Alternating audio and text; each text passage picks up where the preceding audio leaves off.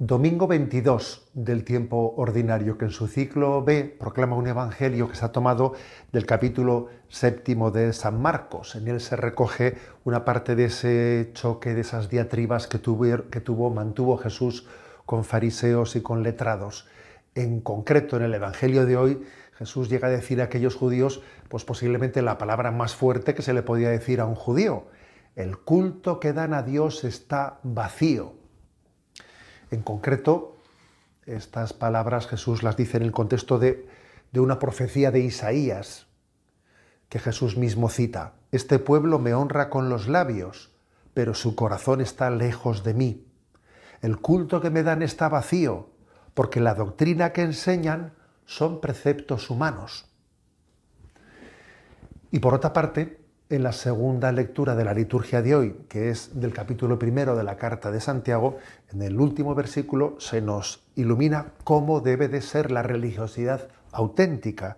Allí se dice: la religiosidad auténtica e intachable a los ojos de Dios Padre es esta: atender a los huérfanos y viudas en su aflicción y mantenerse incontaminado del mundo. Fijaros, dos claves, ¿no?, para que nuestra religiosidad sea auténtica. Comienzo por lo último: mantenerse incontaminado del mundo, dice. O sea, es decir, no mundanizarse. Recordemos que tres son los enemigos del alma: mundo, demonio y carne. Y quizás tenemos más clara conciencia de que el demonio es enemigo del alma y que la carne es enemigo del alma, porque muchas veces experimentamos la debilidad de la carne, pero no tenemos tan clara conciencia de que el mundo es también enemigo del alma. Y aquí dice: mantenerse incontaminado del mundo. Sí, porque existe un gran riesgo de que los valores y antivalores dominantes en el mundo sean los nuestros, sin discernirlos, sin percatarnos, sin darnos cuenta de ello. Fácilmente nos hacemos hijos de este mundo. Era Chesterton, ¿no?, el que decía que el cristianismo nos libera de la esclavitud de ser hijos de este mundo. Somos hijos de Dios, no somos hijos de este mundo. Por lo tanto, mantenerse incontaminados de este mundo. La importancia de vivir en vigilancia y resistencia frente a la mundanización que se nos infiltra muy fácilmente, sin darnos cuenta.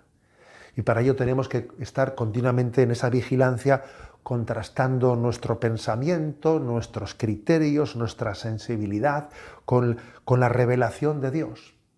Recordad ese salmo: lámpara es tu palabra para mis pasos, luz en mi sendero. Por lo tanto, el primer consejo para que nuestra religiosidad sea auténtica: mantenerse incontaminado del mundo. Y en segundo lugar dice: atender a los huérfanos y a las viudas en su aflicción. Es decir, no se trata de mantenerse incontaminados de este mundo al modo de quien se aísla, vive aislado en su torreón. No, no. Lo que nos autentifica es amar y servir. En todo, amar y servir. Es decir, no buscarnos a nosotros mismos, salir de nosotros mismos. Así como el mundo judío y los fariseos entendían que uno no había que tocar el mundo porque de alguna manera te contaminabas. No es eso lo que contamina al mundo, el tocarlo. De hecho, Jesucristo dice que tenemos que permanecer incontaminados del mundo, pero al mismo tiempo entregarnos en amor y servicio a nuestros hermanos, tocando la carne enferma de nuestros hermanos, en todo amar y servir.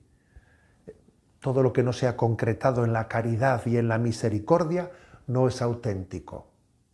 Por lo tanto, fijaros, ¿no?, vivir incontaminados de este mundo, pero al mismo tiempo que nuestras manos estén manchadas del polvo del camino y del sudor de nuestros hermanos, en todo amar y servir.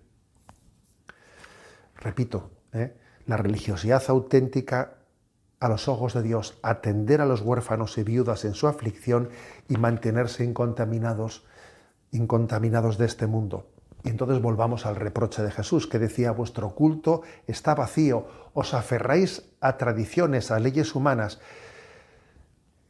Completamos nuestra reflexión subrayando el riesgo que tenemos de hacer las cosas por inercia, arrastrados meramente por el hábito de nuestra vida, sin autentificar el sentido de lo que hacemos.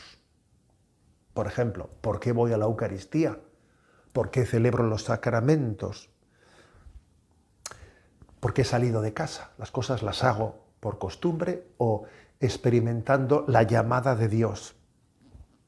Hay una expresión que dice, ¿no? Tenemos el peligro de hacer las cosas, de poner el piloto automático y dejarnos llevar del piloto automático sin percatarnos de lo que estamos haciendo.